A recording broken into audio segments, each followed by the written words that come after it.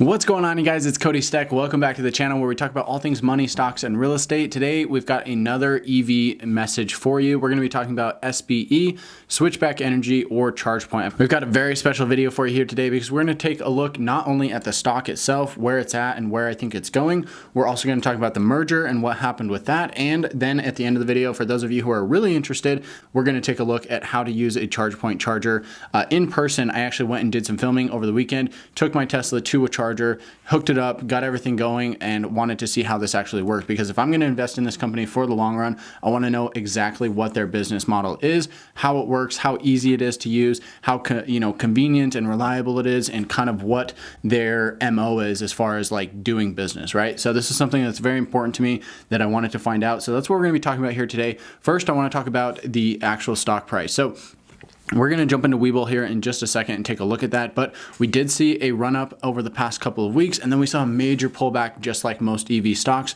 over the past couple of weeks, and now SBE has actually started to rebound and is testing those new highs again. So like I said, we're going to take a look at that. I did hear that the merger was delayed and is probably not going to be going through here in the month of December, at least from the knowledge that I've found and have heard. The rumors that are out there is that it's not going through here in December of 2020. It's actually going to be coming out, or excuse me, closing in 2021, sometime in January, maybe the middle of the month or so, from the rumors that I'm hearing. So if you actually look at the S4 that they amended, it does say that they are anticipating that to happen sometime in 2021 at this point. So not sure why they had the delay there. I'm sure more news will come out about that later. If we look at how the delayed merger is actually going to affect the share price, I don't think it's going to see the run up that we were kind of expecting over the next week or two as that closing date on the merger came. I think that delay, that hype is going to be delayed until early January 2021 when we do get closer to the actual merging date. So I think that as soon as that happens, there's going to be a lot of news coming out from different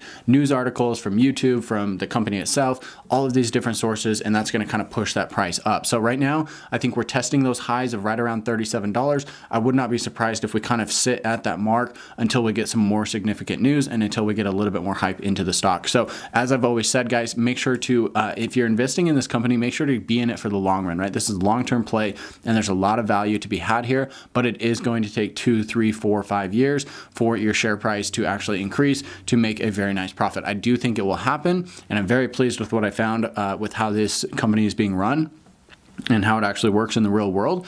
But I do think that it's going to be a longer term play. This could be something, hey, you might see a little bit of run up before the merger, and then I do expect a pullback just like a lot of other companies always experience when this happens.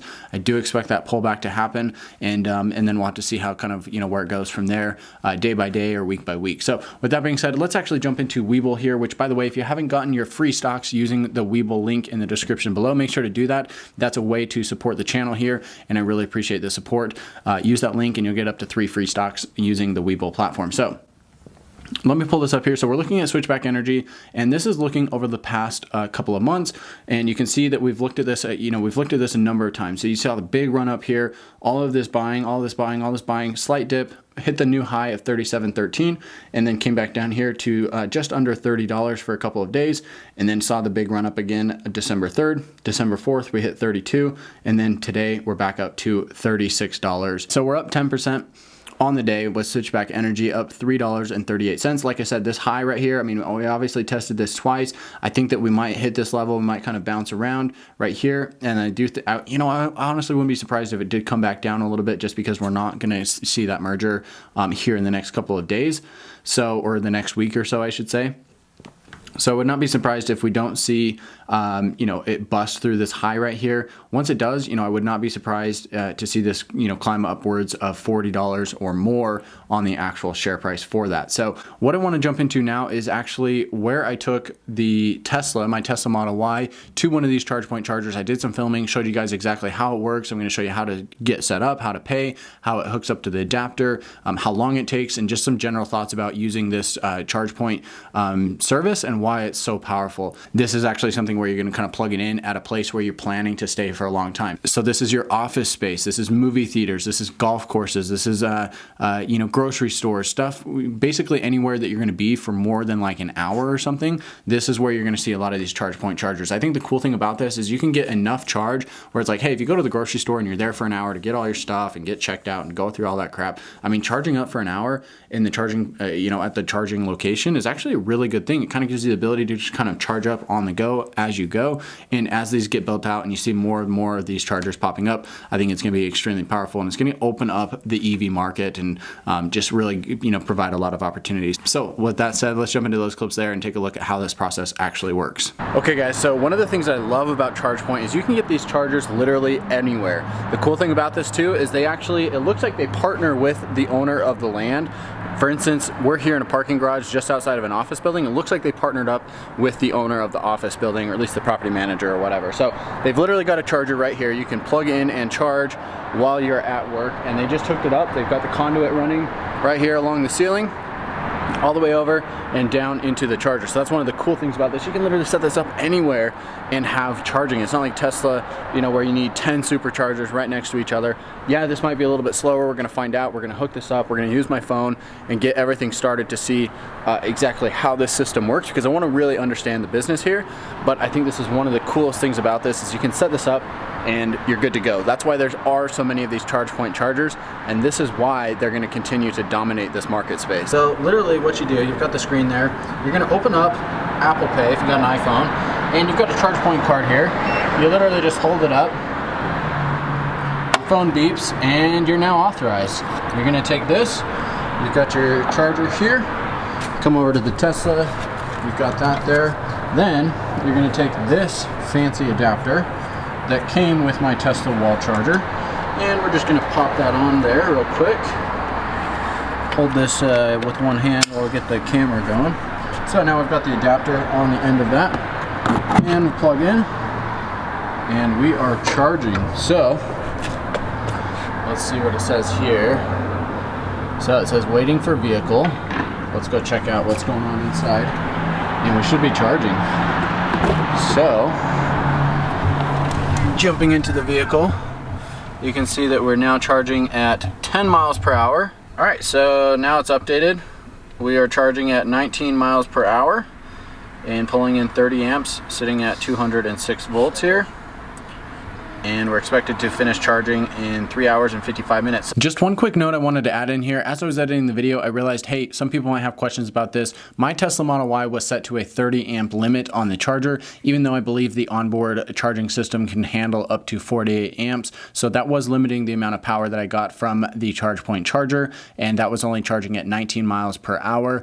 And I think it could have been higher. I think the Tesla Model Y can get up to 27, 28, somewhere in that range if you've got the full amperage limit there. I didn't mess with that here in this example, but I just want to add that in there, that obviously if we make some changes to that and the charger can supply that much power, that I could actually charge at a faster rate. So the last thing that I want to find out is, how do they actually calculate what you owe for this, right? So you're basically going to plug this in while you're at work, or first thing in the morning, and then you're done by lunch, or you plug it in the afternoon when you get back from lunch and then leave for home or whatever. And the way that it said on my phone when I pulled up to the charger here, it said they charge $1.50 per hour for the first 4 hours, and then it's $5 per hour after that. Well, I had about a half charge, on my battery overall, so it's saying that it's going to take me 4 hours to get back up to full. So if I left it here all day, I could charge from zero all the way up.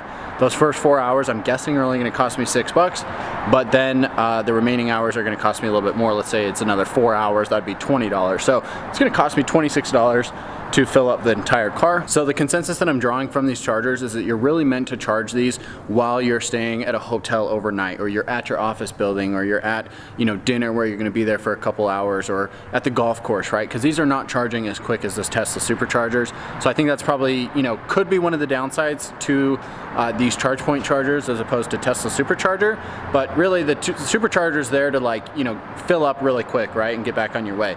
These are really designed for the person who's living in an apartment building but works at an office building, can't really charge up at the apartments, and so they want to come to work and be able to charge up here. And the cool thing about it is you're only gonna have to do it, like, you know, maybe once a week or maybe twice a week, and that's it. So once they get enough of these chargers installed, you're not gonna have any problem, you know, getting those set up for you to be able to use. So we're gonna come over here. Sorry, the lighting's a little bit poor here in the parking garage, but yeah, basically we're just gonna pull this out. It actually pulled the adapter out already for me, so we'll make sure to grab that out of the system here. And we're gonna plug it in here. So it actually does look like it might be charging. Charged me 12 cents, and we were plugged in for about 5 minutes.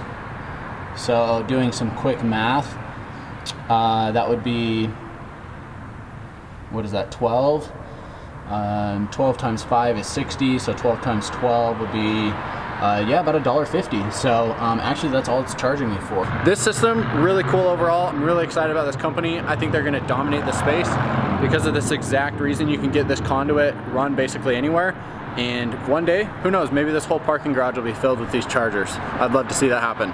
So with that being said, guys, thank you so much for watching. If you enjoyed this content, give me a thumbs up here on the video. Don't forget to subscribe to the channel where I talk about all things money, stocks, and real estate. I love talking about these things, and lately I've been talking a lot about EV stocks in particular. So if you want to join me on that journey and also talking about other stocks that I think will do well, make sure to subscribe so you can get notified when those future videos come out. And with that said, I'll catch you in the next one.